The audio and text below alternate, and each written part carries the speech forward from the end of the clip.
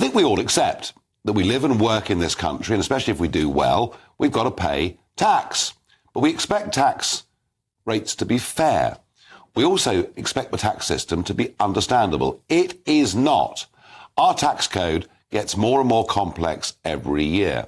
Many of us are so scared of HMRC, the fact they can put daily fines on you, they can backdate them, they can bully you, threaten you in all sorts of ways, that we hand the whole thing over to our accountants.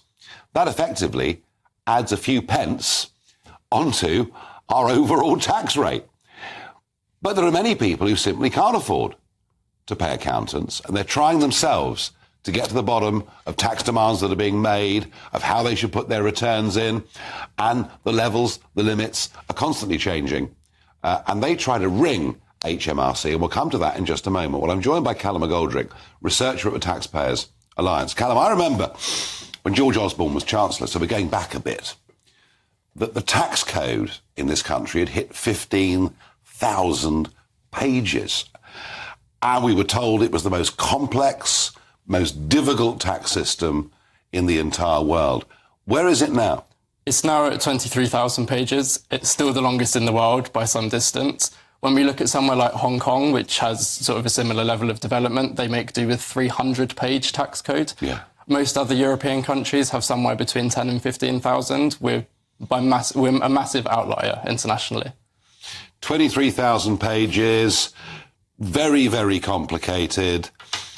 Most people are honest, and I really mean that. Most people are honest. They want to do the right thing. They're being asked to file tax returns, etc.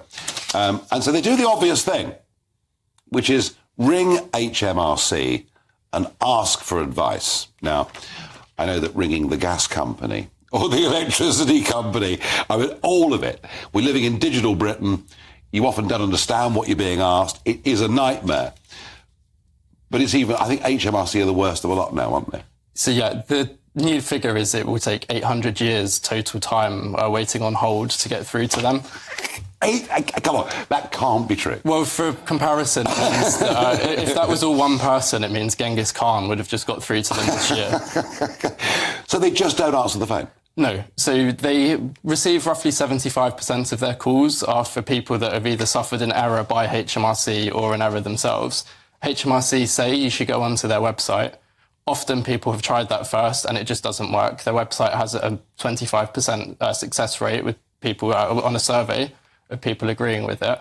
And it means that they end up having to call HMRC. And even if you get to the website, you know, unless you're trained in tax law, it's frankly incomprehensible, isn't it? Well, that's the thing. People want to talk to a person. It's the most complex tax code in the world, as we mentioned. People need to speak to someone that understands it in order to be able to pay their taxes on time and at the correct amount. Now, there was some talk, wasn't there, of the Chancellor getting tough with HMRC and saying, come on, start answering your phones. And Hunt did that, I'm thinking about 3 months ago, something like that. Do we have any evidence that HMRC have listened? Well, the Treasury's just promised them another 51 million as well. So I think maybe go after their performance before promising them more money. We see that they have proposals to shut in the afternoon, which I hear have been abandoned. But I think that's sort of a very standard base level expectation that you'd do a full working day. And what about work from home? Is that particular problem there with HMRC? It is massively. So with work from home, people that deal with customer service in the civil service have by far the highest expectation to work from home. Already the civil service only do about 2 days in the office, and it's often lower for those that work in customer service jobs. And if I'm working at HMRC and let's say I'm in my 40s and I'm pretty competent and I'm middle management, I'm going to earn quite a good salary. I'm going to have a pension package which would not be impossible, frankly, if you were in the private sector. I even hear some of them get bonuses. Yes, they do. I think we've had a report coming out about councils that shows that many of them are receiving bonuses into the triple figures. It's a public sector thing that just doesn't exist in the private sector to that degree. How is it that a Conservative government is not, apart from saying answer the phone, how is it that a Conservative government has frankly virtually not lifted a finger to tackle any of this? It's a very good question. I think there's a big problem with civil service oversight. The ministers just can't get through to them. They're unionised, they have an awful lot of power and they go on strike. They're never in the office, so the ministers never actually see them. It's very difficult to actually get through to them. Jacob Rees-Mogg did try. Yes. He did try, didn't he? But he wasn't in the post very long. Has anybody else made that sort of effort? Well, we're seeing now there's a new bill coming out.